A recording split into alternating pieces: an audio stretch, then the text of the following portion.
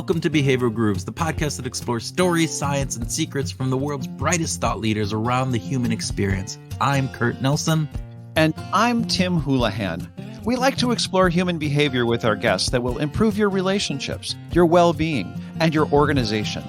From best-selling authors to researchers to leaders in nonprofits, you will learn insights from the sharpest minds in behavioral science, specifically from psychology, behavioral economics, and neuroscience. And in this episode, Tim and I spoke to the author and behavioral finance guru, Daniel Crosby. Daniel is a rare bird. He's trained as a psychologist, but found his groove when he started applying his behavioral knowledge to the world of financial decision-making. He was named one of the 12 thinkers to watch by Monster.com and a top 40 under 40 by Investment News.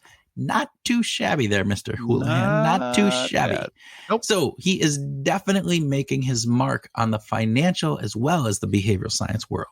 Yeah, it is really cool. Daniel is also the author of the bestseller, The Laws of Wealth, but we wanted to talk with him about his latest book, The Behavioral Investor. We found the book to be like the perfect confluence of behavioral sciencey stuff and a set of rock-solid investment tips.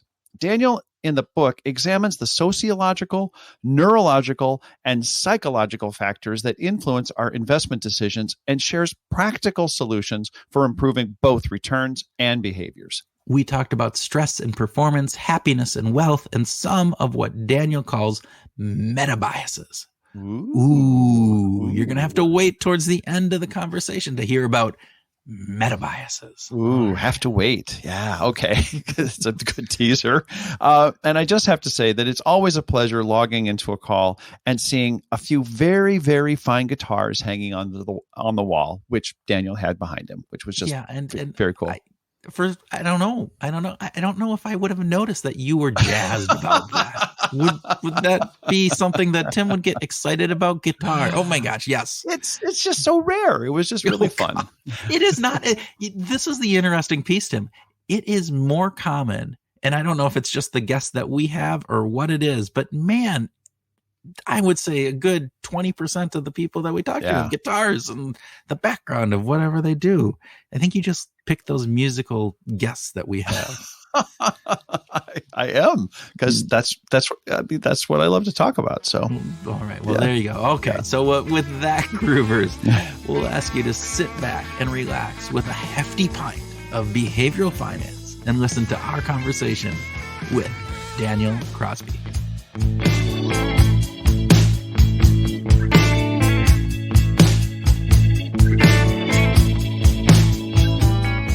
Daniel Crosby, welcome to Behavioral Grooves. Tim and Kurt, great to be here. We are glad to have you, and we're going to get started with a speed round. And I want to start by just finding out real quickly, do you prefer coffee or tea? I have never had coffee in my life, and I find tea disgusting unless it is loaded with sugar. And so, true to what's your drink of choice then? Diet Coke. Yeah, Diet Coke. I mean, true to my Southern roots. I am unhealthy in my eating habits and am a Coke loyalist. So there you go. Diet Coke every morning gets me going. Not even sweet tea, huh? I know I like sweet tea. If it's loaded with Splenda, like some good mint iced tea, but like warm tea tastes like lawn clippings, and I'm out. So cold iced tea with tons of fake sugar. Okay, and you've never had coffee? I never have. It's against my religion. I've never had coffee. Okay, well, there you go. Yeah, good. All right. Have. Me too, by the way. Yeah. I'm just going to raise my hand on that. Yeah.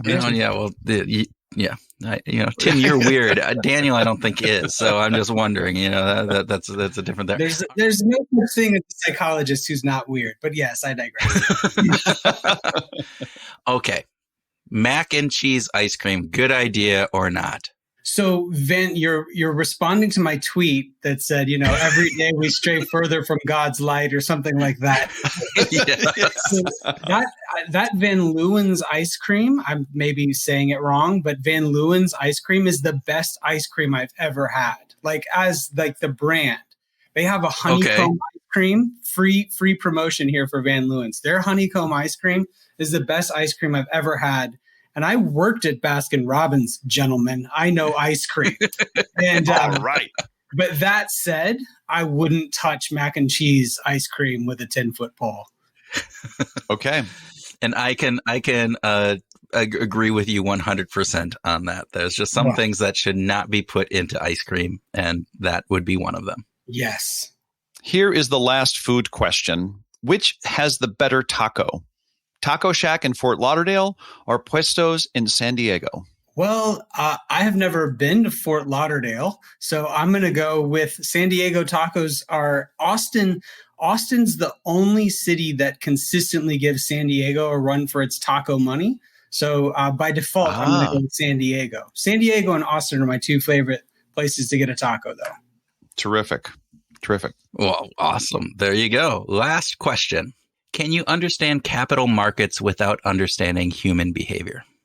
You cannot, as I wrote in The Behavioral Investor. The alley-oop, Kurt with the alley-oop. No, I think that people are the individual units of capital markets, and so you can't understand markets until you understand people. So thank you for the alley-oop there, my friend.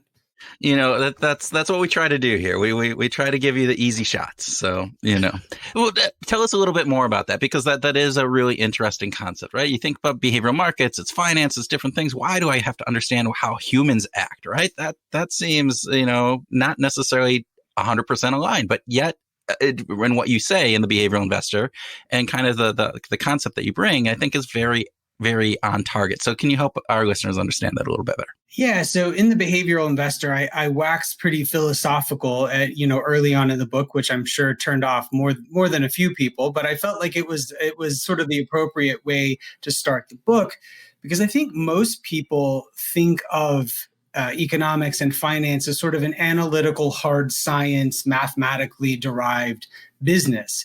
But when you look at all the constituent parts of finance, whether it be, a Black-Scholes model or a hedge fund or a credit swap or whatever it is, all of these things down to, a Bitcoin or a dollar, all of these things are based on trust. All of these things are based on human nature.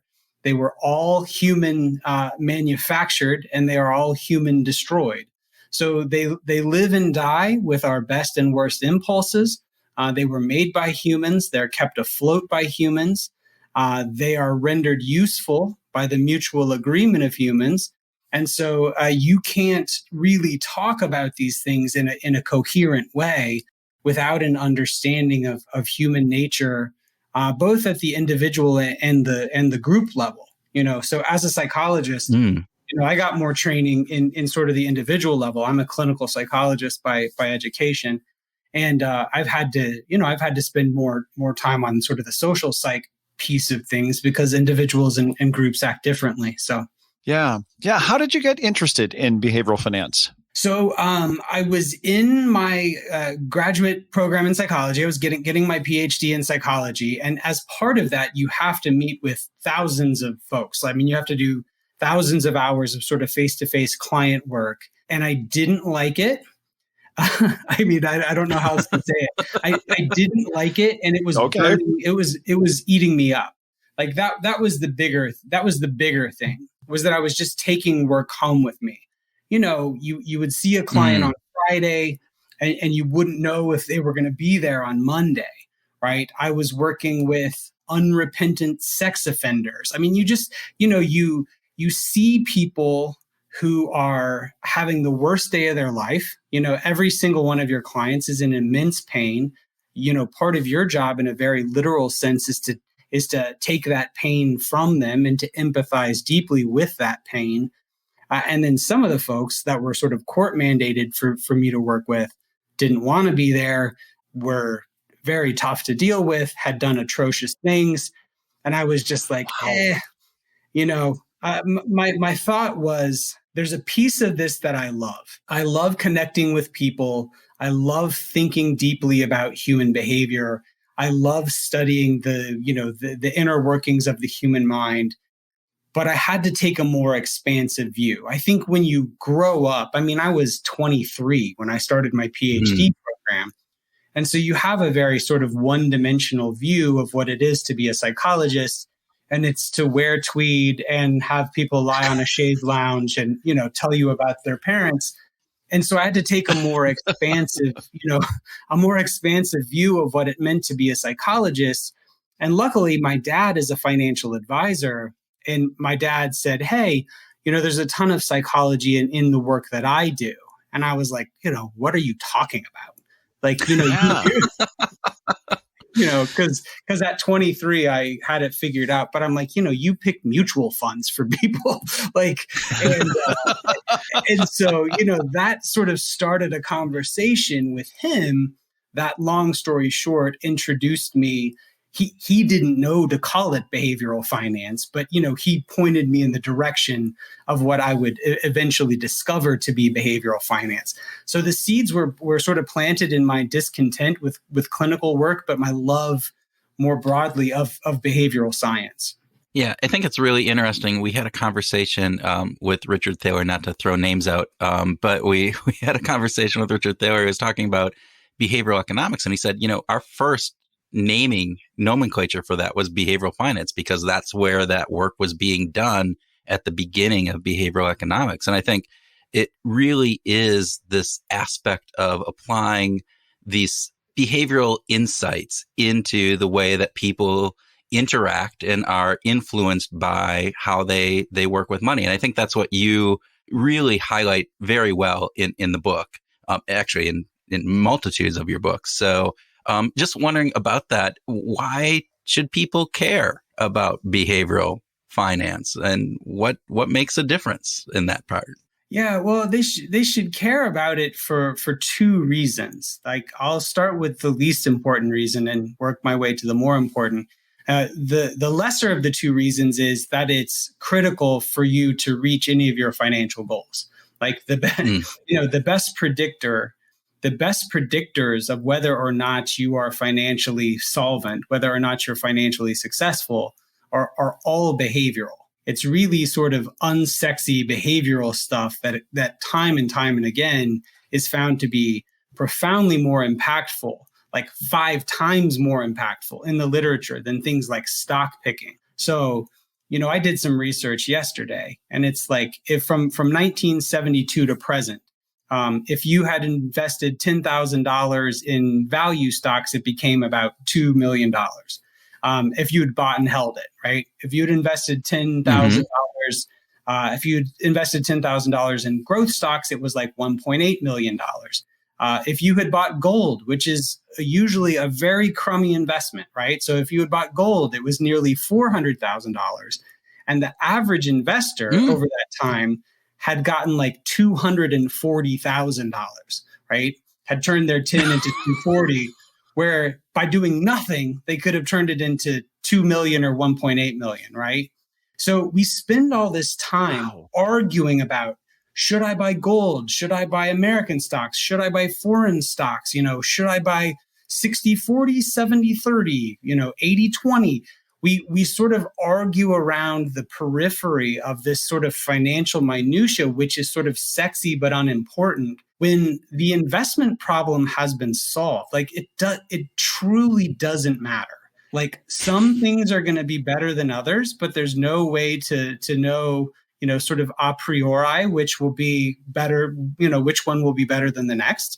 So just diversify and hold on. So yeah, that's one reason, is the things that you think matter about finance actually matter very little, and your behavior within your finances matters a great deal. The second reason, and I think the more important reason, is because it can become a mirror onto yourself and your behavior that can improve every other part of your life. The process of becoming a good behavioral investor, money is sort of necessary but not sufficient to have a good life. And for someone who talks about money all the time, I really don't like it or care for it that much or find it all that useful, beyond just sort of, helping me clothe my family and feed my family and keep me warm and fed. So, you need it to make good money, but it can also teach you how to be a parent. It can also teach you how to be a spouse or a partner. It can teach you how not to be a jerk at work. it can teach you how to make better decisions of all sorts, many that are profoundly more important than, picking a value fund over a growth fund. So long-winded answer, you need it to make money. But more than that, you need it to move through the world in a kind, gentle, thoughtful way. Does that in some ways connect to Betsy Stevens and Justin Wolfer's work on how our subjective well-being actually does increase above that $75,000 mark? That this whole, myth around $75,000 that I shouldn't say myth, but, the work that Kahneman did years ago, right. That these guys have kind of gone beyond that. Is there some correlation there, Daniel? Yeah, I think there is a correlation, but the sort of more nuanced work that they've done shows that it matters, but still not in the ways that we think it does, right? It's still not buying a Lamborghini. It's still not buying a bigger house. It really has more to do with comfort and sort of self-assessment and keeping score with self, I think, in a lot of important ways. So the $75,000 study was always a little too good, just a little too simple, I think. But still, money doesn't work the way that most people think it does. Morgan Housel wrote a great book on the psychology of money this year, and he calls it, I think I'm saying this right, he calls it the rich man in the car phenomenon, right? So you buy a Lamborghini because you think that everybody's going to look at you and go, sweet, that guy's sweet. But everyone looks at you and goes, that car is sweet, that guy's an idiot. Right. And they want what you have, but they don't think better of you. So I think a lot of people care about money as a way, it's sort of like liquid happiness or sort of, a tangible way to keep score. And it just simply doesn't work in the way that people think it does, which is not to say that it doesn't buy some happiness and improve well-being. It absolutely does. But not in the way that people think of it as sort of a panacea that's going to get them respect. Yeah, I think that goes back to some of Dan Gilbert's work and, talking about we are horrible at forecasting what is going to bring us happiness. And the idea that, if I just get that next promotion, if I just get that Lamborghini, if I just get, a big pay raise, I'm going to be happy. And that's not, he shows that typically isn't the case. And so it's that misconception between what we believe will make us happy and what actually makes us happy, I think is cool. And I was really fascinated by when you talked about the two reasons that people should be cared, and you talked about this mirror into yourself. I'm wondering, are you because you're writing about behavioral investment and behavioral finance pieces, but are you secretly trying to slip in some self-help, not self-help is the wrong word, some insights into how to have a better life beyond just the financial part when you're writing the books that you're writing? Yeah, is that purposeful, or is that just a subset of what happens because of the nature of the information? Yeah, well, I mean, I don't think I can help myself, first of all, I am. I mean, helping others understand when they read this book and they're going, I can apply this in my finance, but actually this is has a bigger impact. I should be thinking about this from my family and from my work and job and various other facets. Yeah. I mean, I can't help myself. I'm a psychologist first and foremost. I don't identify as working in finance. I identify as the guy in the tweed. But, I just think, I don't think I'll ever write another financial book again. I don't think I'll ever write another financial book again because I just don't think it's that important, right? I've written 3 now. Yeah. If you don't know now, then I don't know what to tell you, right? I mean, it's just not the most important thing. I just think there's so many more important things. I think money is sort of a hygiene consideration, right? To use the psych term, right? You need it, right? You need it to sort of cover your bases and to not be sad. But it's, there's bigger, better things that we can do with behavioral science. Well, your first book, and I think it was your first book, You're Not That Great, right? It wasn't a behavioral finance book. It was just this great book about this concept of we have a false sense of who we are and how good we are at things. It's bringing behavioral biases into play, which is fascinating. I loved it. And so how did that lead into then this other work that you did? I guess that's probably a roundabout question, but just again, thinking like, how do you apply these behavioral science principles into the world that you're working in? Yeah, so I got invited to give a TEDx talk. And in putting it together, I'm like, okay, what do I want to say? Because this is back before having given a TEDx talk was embarrassing. This is back when TEDx was so cool, like 12 years ago or something, before like everyone had given a TEDx talk. I was still proud of it then, right? So I'm like, this is my shot, right? This is my shot. And what am I going to say? And when I started to look at sort of the thread that ran through my, my various successes and failures personally, I found that I was more successful when I sort of owned my own mediocrity, when I sort of owned my own fallibility, my own sort of 50th percentile vibe, and just like owned it and didn't try and act as though I was special. So, in doing the research for that, I actually found that there was something to this. Right. It's Carol Dweck's work on, complimenting kids for the wrong thing.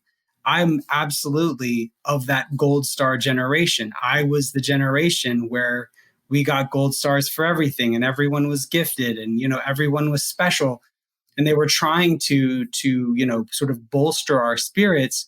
And the meta-analysis on all of that sort of self-confidence research, on all the self-esteem research rather, found that first of all, like less than 2% of them met any sort of rigorous criteria for inclusion in the study.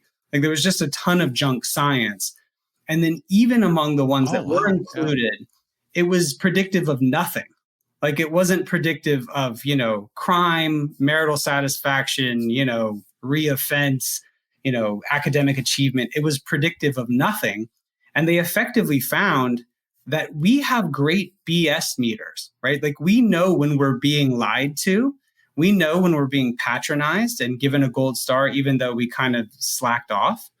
And so what they found in that research was that there's really no substitute for taking a risk, working hard, falling on your face sometimes, getting up, dusting yourself off and succeeding. Like there's no shortcut to self-esteem, right? And like we want people who are kind and gentle and good to us, right? I mean, the opposite is not the path to self-esteem either. But people have a really strong sense of when they're being lied to. So that's what You're Not That Great is all about. It's like this handful of different ways in which sort of owning your own lack of specialness can help you. Because we found that people who sort of insist on being special are less ethical, right? We found that they're less hardworking. We find that they are more racist, like all sorts of negative, all sorts of negative outcomes. There's a story in there about Bernie Madoff that I share in the book too. People forget Bernie Madoff was mad rich before he started ripping people off. Bernie Madoff invented the technology that went on to become NASDAQ. Like, I mean, he was super, super rich. He was a multi tens and tens and tens of millionaire, but he didn't feel special, right? I forget his exact line, but he's like, I was the little Jewish guy from Brooklyn. Like he never sort of felt embraced by sort of the Wall Street billionaire boys club. And so because he didn't feel special and he didn't feel embraced, he sort of went to great lengths to try and be special. And we show in the book how lots of times people who insist on this sort of crown of specialness will achieve it by any means necessary. So it was an interesting concept. That TED Talk, I've given 3 TEDx talks now. That was my most popular. Each one after is less popular than the one before. So that's the one to watch. You're gonna go. We've stopped. I peaked. No more TED Talks. Yeah. No more TED Talks. 10 people. If I did another one, 10 people would watch it. It would be a nightmare. That's about how many people listen to the show. So there you go. I'm curious. I love that. I love your comment here that there's no shortcut for self-esteem. And And I'm just thinking about a comment that you made about how stress impacts our decision making. And I wonder, is there a sort of a relationship between the amount of stress that we can endure in bolstering our self-esteem versus too much that ends up degrading our self-esteem? Yeah. So is there sort of a right amount of stress to get that maximal? Yeah. So if you look at stress and performance, it operates on an inverted U curve, right? So if you have, stress on one axis and performance on the other, it's sort of an inverted U. So you look at people who have no stress, like they never brush the Dorito crumbs off their chest and go about their day, right? Like they're not high performing because they're so unstressed that they're horrible performers. But you also look at people who are under great stress, their performance tanks as well, and it's not as fun as the Doritos and the PlayStation, right? So you look at, I'm a big baseball fan. I'm a big baseball fan, and what you find is like Barry Bonds, like as he was approaching his ill-gotten home run record, his home run rate fell to nothing, right? Like as he got within 1, 2, 3 home runs, he goes from hitting a home run, every 25 at bats to every 200 at bats, because that level of stress tanks your performance. So yeah, in general, and again, like how do you measure stress? How do you think about stress personally? How does it interact with sort of your own individual differences in your own constitution? That's something we all have to figure out. But as sort of a general mental framework, you want a medium amount of stress, right? A medium amount of stress. All the happiness research, right? All the happiness research, people's idea of what happiness looks like is laying on a beach with a drink, right? But actual happiness, as we study it, has elements of hard work in it. And so people don't understand that, like, you do want some stress. Some stress is conducive to self-esteem and performance and happiness. Yeah. I want to go back to the behavioral investor and talk a little bit about some of the insights from there. So in that, you as you mentioned earlier, you set the stage, some philosophical kind of components in various different aspects, but you also start talking about ego, conservatism, attention, and emotion. And those are kind of 4 kind of ground, setting pieces of this. Can you overview for our listeners and maybe highlight something that what those mean and how they get applied? Yeah. So you name checked Richard Thaler. I'll do the same here, except mine's not as cool because I didn't meet him. I just stole his idea, right? So when Thaler was talking about sort of his list, when he was creating his list of all the behavioral biases and how they sort of deviated from rational expectations, he and Kahneman and the other folks who were contributors to that, they're like, you don't study memory, you study forgetting. Right. And so what I did was I went the same path. I stood on the shoulders of those giants and I said, okay, here's these behavioral biases. And there's like an unruly number of them now, right? There's nearly 200, depending on whose list you're looking at. And it's kind of just like biases upon biases upon biases. And I would have financial advisors who are my primary clients, trying to teach their clients. And they're like, hey, welcome, Mr. and Mrs. Smith. Like, have a seat. Glad to be working with you here at Crosby Capital. To get started, there's 200 ways that you can screw this up, right? And it just wasn't a very empowering message. Like, 1, it was just sort of overwhelming. And then 2, it was just unruly. Like, how can you create a risk management system that accounts for 200 individual biases, right? You can't. And so what I set out to do, in the behavioral investor is sort of examine what I'll call meta biases. What are sort of the big daddy biases that underpin many, many other biases? And I entered that investigation without any preconception of how many I'd come out with, ended up with 4. So ego, emotion, attention, and conservatism. So ego is the various flavors of overconfidence, right? It's thinking we're better than the next person, smarter, luckier, more prescient about the future. It has, many flavors, but all of them sort of have overconfidence at the root. And this is sort of the bias that enables every other bias. Because until we learn to say, until we learn to say, I'm not that great, you don't even take the initiative to look at the others. So ego is the biggest, baddest one of them all. Emotion is just what you just assume. It's sort of privileging the heart over the head when making financial decisions. So attention is privileging what is loud over what is likely. This has to do, my favorite stat from the book in this facet was that there's more deaths every year by an order of magnitude from people taking selfies than from shark attacks. And yet, we're far more worried about the shark attack than taking the selfie. And the last one is conservatism, which is sort of confusing what we know and what we're familiar with and what's safe with what is actually good. So things like status quo bias, things like home bias in investing, things of that sort of flavor. So those are the four big ones.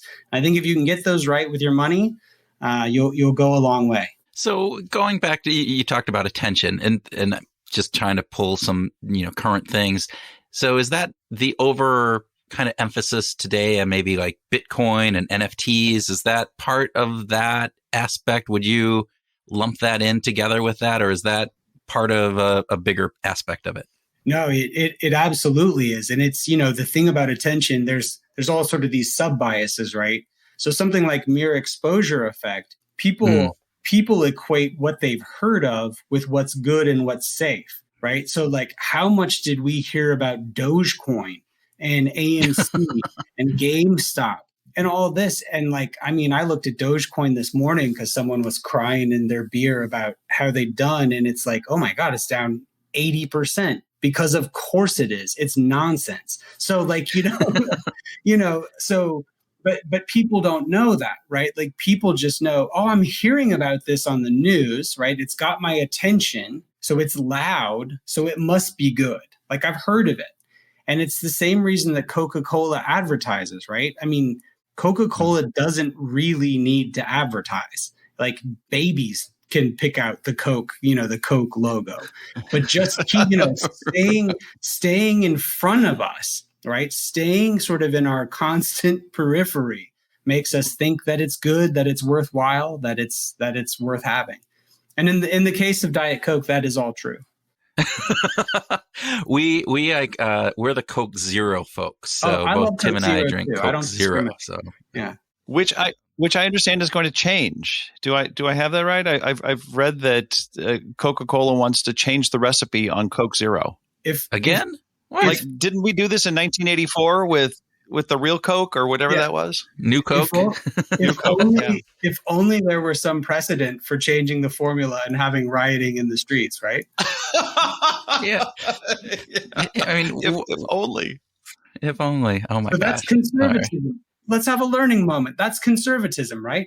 So if you visit my beautiful home, well, not my home is Alabama, but the city where I live now, if you come visit Atlanta, go to the Coke tourism factory thing there, right? Like the Coke thing downtown, the Coke factory downtown. It is the most incredible lesson in marketing, like behavioral marketing and halo effect and, psychology of color, everything. It's like you got to bring the podcast down there and do a whole lesson. But they have a whole room dedicated to this new Coke debacle.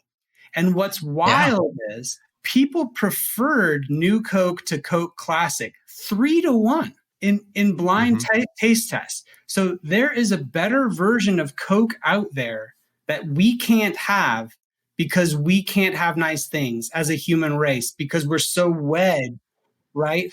We're so wed to the things that we know. And that's conservatism. I lived in Canada for a summer, right? Like I lived in Canada for a summer, which was the best summer of my life because the weather's glorious and Canadians are nicer than we are. And so when I was out there, Canada represents 3% of the world's economy. And it's like a pretty specific 3%. There's lots of oil, there's lots of commodities like oil and gas and trees and stuff like that. The average Canadian's allocation to Canadian stocks is like 80%. And, that's true everywhere. So like years ago when Greece was having a monetary crisis, Greek folks own majority Greek stocks. Greece is not a well-diversified economy. Canada is not a well-diversified economy, right? But they own these things in huge numbers because they confuse knowing it with it being safe. So yeah, that's the Coke lesson. There's a better Coke out there. So let's not screw this up. When they roll out the new Coke Zero, let's be big about it. Let's give it a shot and try not to mess this one up. It reminds me of a conversation we had with Barry Ritholtz about, he even noticed that regionally, like within the United States, that there are more people in the Midwest that are invested in farm and agriculture related stocks than on the West Coast, where there's more tech stock investment. These regional differences even exist. And man, that availability bias is just so strong. Mm-hmm. It's the homerism. It's like, why do you like your hometown baseball team or your home? It's like that team has changed from when you were a kid. It's probably different ownership. It's probably different players, different managers. But yet you still like, oh no, this is my team, even if the heroes that you once worshipped are no longer there. I fully go with that. Right. The name of my hometown minor league team is the Rocket City Trash Pandas. So I think it's self-evident. Why I like them. I can understand that. There's a cultural component that I think is probably transmuted across the whatever who's ever there, right there. I was at Cape Cod with my then 3-year-old daughter who had a little raccoon. And so everyone would come up to her in her, stroller or walking around, and she'd be like, "Oh, do you have a raccoon?" And she would go, "No, it's a trash panda." And these poor people from Cape Cod did not know what had hit them. They were not familiar with Southernism. Oh, that's fantastic. I cannot wait to actually start talking about music with you, but you have something to say about ethics. You care about the ethical use of these tremendously powerful tools. And I was wondering if you have some kind of a rubric or a way that you think about what is ethical and what is not. What is an appropriate application of some of these tools? I was wondering if you could share some of that, Daniel. You've exposed a growth area for me, because while I do very much care about ethics and even preface many of my presentations, when I'm talking about influence or motivation and things like this, I'm like, look, you can use this for good or ill. So you got to kind of like promise me you're not going to screw this up. But that's about as far as I get. I mean, I'll be honest, I don't have like my 8 pillars, carved in stone that are, how I think about the ethics of behavioral science. So I'm with you that it's incredibly important. And, Thaler and Sunstein and those guys have coined this term sludge for sort of unethical uses of behavioral science. And honestly, it's a bit like the sort of famous Supreme Court pornography ruling, like it when you see it, right? When you're trying to sell more cigarettes, like that's probably sludge, right? When you're there was a director of behavioral science at Juul job open recently that was getting a lot of sort of conversation in the behavioral science community, because it's like, well, do you want to go help more people vape? Like is that like a good, is that a good application of behavioral science? But, I'm not curing cancer either, right? Like, I mean, it's, I think a lot of us are applying these things in ways that are, that are helping our companies or selling more of widget X. And so it's nothing that honestly I've sort of put in writing, but I think it's something that it's a question that needs to be asked.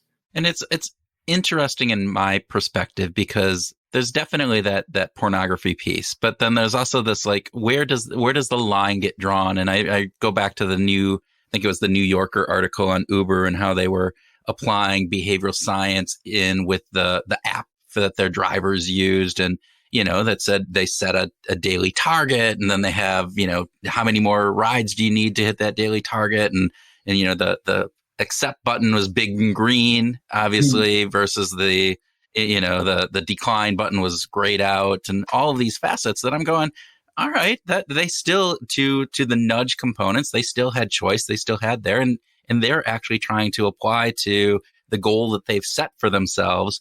But some people saw that as, hey, you're manipulating these drivers, you're getting them to drive when they shouldn't be driving and when they don't want to drive anymore. And so there's this nuance that comes into this too, of like, where is that line, put in the sand, and is it movable, and all of those facets. So it's hard pressed to say there's a rubric that you can just say, all right, check these 5 boxes off and you're going to be fine, because I think there's going to be a lot of discussion on it moving forward. Well, 100%. I mean, even go back to sort of the seminal work on organ donation.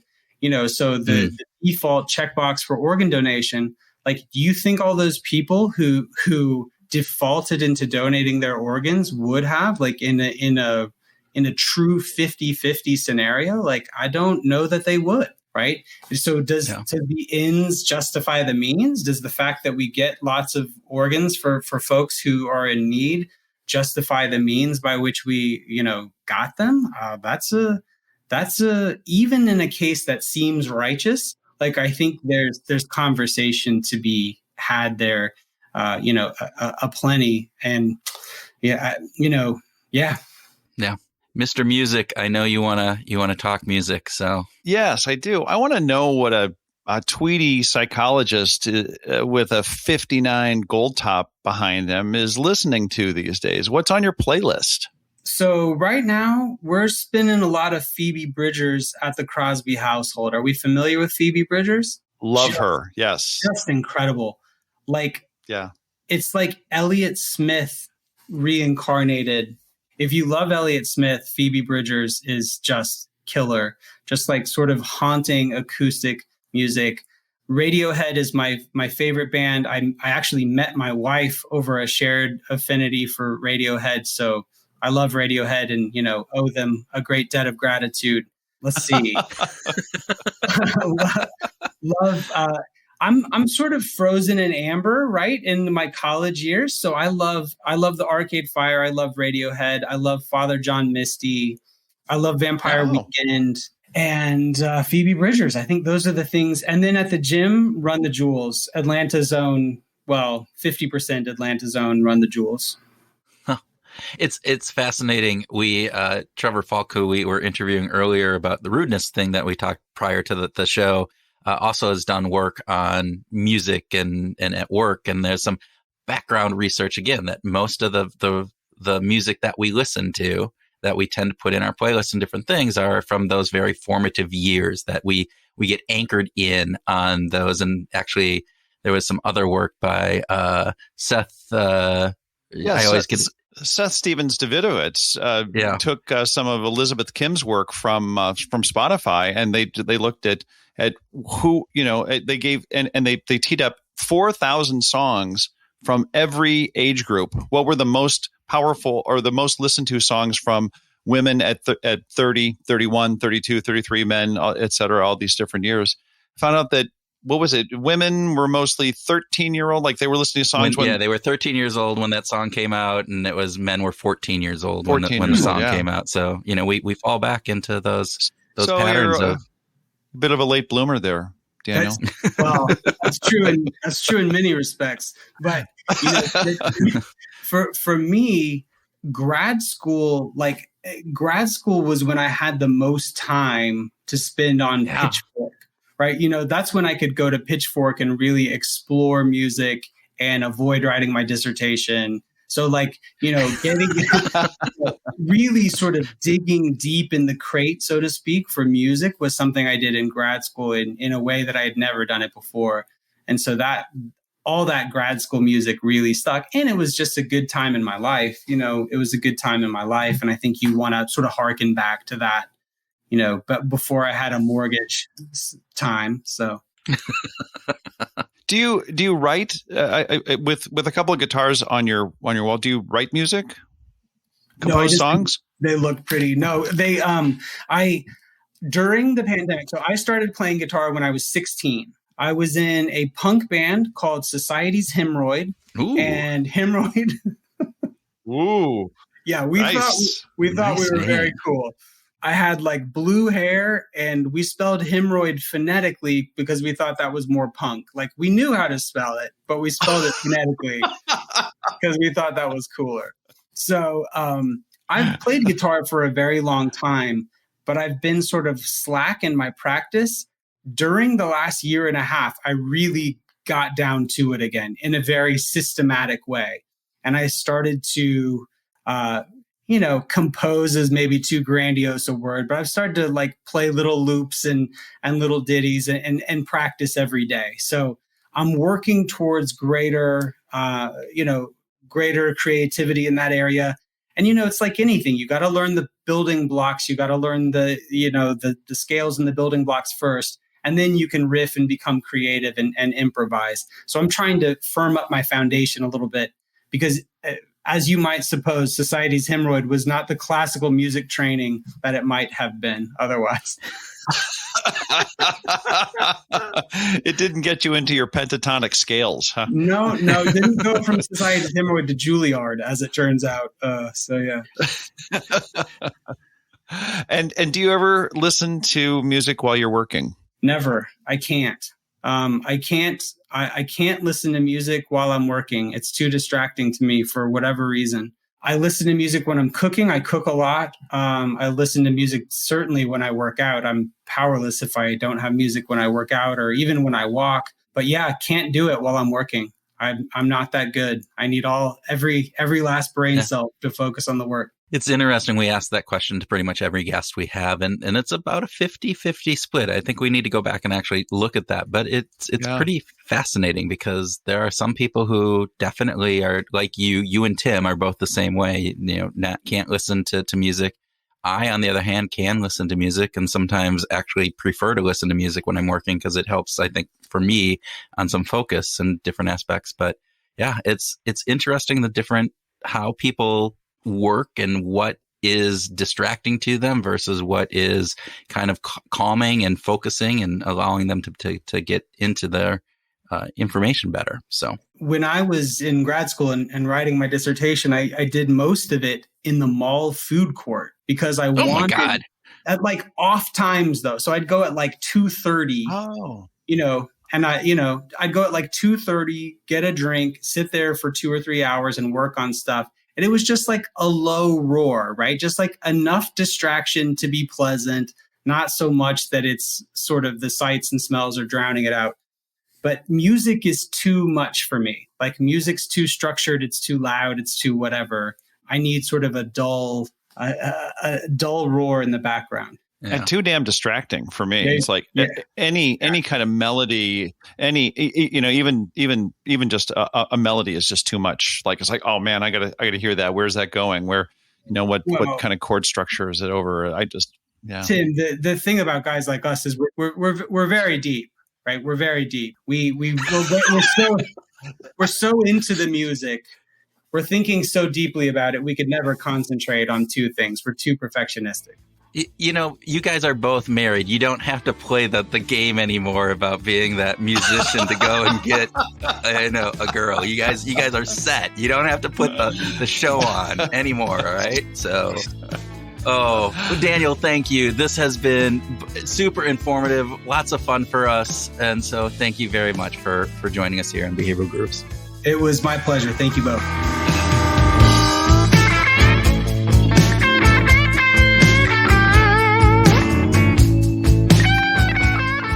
Welcome to our grooving session where Tim and I groove on what we learned from our discussion with Daniel, have a free-flowing conversation, and talk about whatever else comes into our not that great brains. Ooh. Well, I know my brain is not that great. Yours is pretty good, but mine is definitely not that great. No, definitely not.